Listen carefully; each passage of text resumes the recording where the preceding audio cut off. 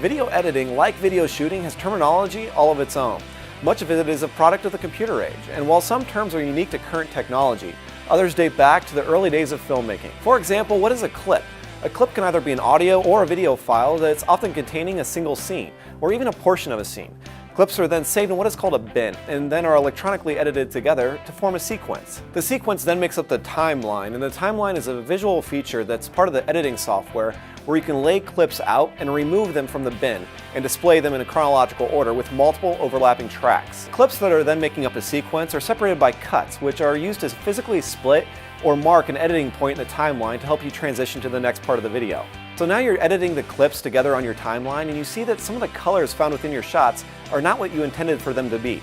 Let's say, for example, that the reds are really strong. You need to tame them down or pull out some of the reds. You can do that through color correction.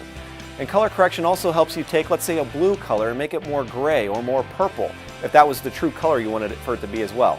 So once you've got the timeline, the color down, you then need to listen to the audio. And sometimes when people say something and they enunciate it at a certain time, or if you've got music in the background and a drum beats at a certain clip, and you want to cut your scenes to that drum beat, that's an audio cue where you can make that transition and you can make the video clips go and jump to the beat of the music.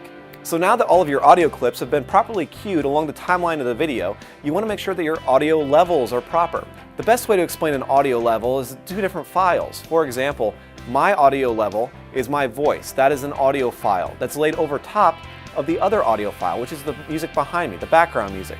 When I'm talking, my voice is louder than the background music because I'm the primary audio source. As I continue to talk and let's say the music gets louder, my audio gets softer on my microphone, then it's dominating me and you can't hear exactly what I'm trying to say. That is what you don't want. You want to make sure that you have a proper balance of audio between primary and secondary. Let's say while you're editing your video, there's something in the side of the shot that you don't want there. Just like if you were on a family vacation and you took a photo of your family and there was the unwanted uncle on the side of the screen that you didn't want in the picture, you would cut them out. Well, I would. Just like when you cut Uncle Johnny out of your family photo, you can also do the same with video.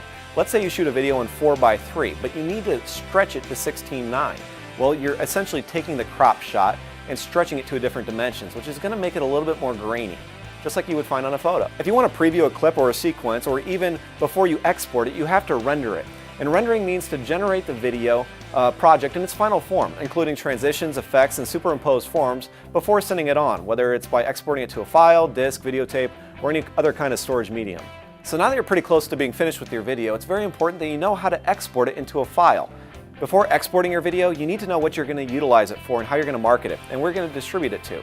Are you going to send it out on a DVD, or are you going to put it up on YouTube?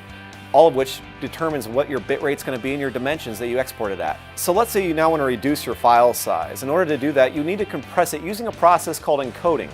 Encoding, or also referred to as transcoding, is the process of converting one compression format down to a different size or a different format, for example. So what you might consider transcoding would be taking a DVD file on a data disk that's 1 gigabyte and transcoding it down to, let's say, 50 megabytes.